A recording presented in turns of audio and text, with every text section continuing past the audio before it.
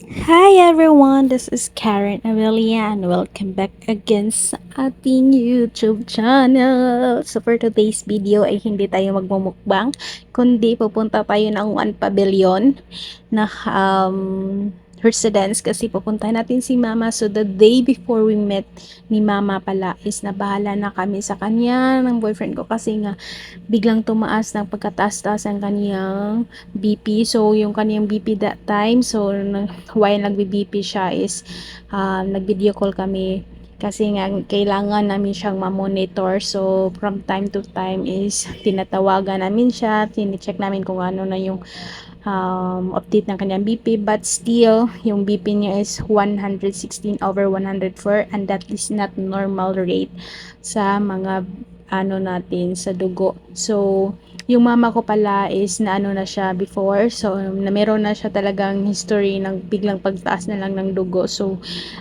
nababahala na kami doon kasi pag hindi mo agad-agad na agapan yan, hindi ka nakainom ng medicine, tapos hindi ka nakapag-check na yung dugo, is baka magkaroon pa ng komplikado pa, halimbawa na lang yung stroke, yung mga ganun, mga aneurysm. So hindi ko naman sinasabi na mangyayari niya sa kanya, yung ano lang naman, yung mga possible na mangyayari, kaya nabahala kami. So from time to time is nabahala namin. So yung pinaka latest na BP niya is 160/104, so hindi pa rin bumababa yung kaniyang BP, kaya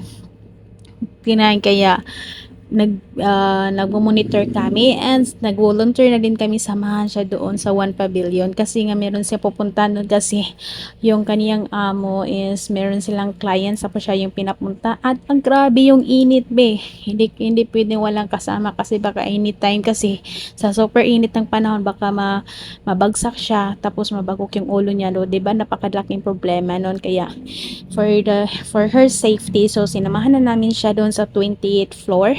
And pagdating namin doon is nagwalis-walis na lang sila, tapos ako naman is nag-feel na ako kasi para naman ba para meron kaming banding. So pagdating namin doon, napakaganda ng view, super duper.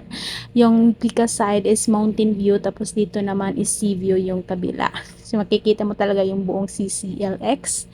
Oh yeah, I'm just so happy. And now, I'm just so thankful for my boyfriend kasi talagang tinutulungan niya si mama. Buti pa dito at nagwawalis siya, pero doon sa bahay namin hindi talaga siya nagwawalis be. Hindi siya ano, ako lang yung gumagawa ng mga pagwawalis, yung paglilinis ng bahay. I was just surprised na nagwawalis siya. Ha, pakitang gilas ng sikreto kay mama.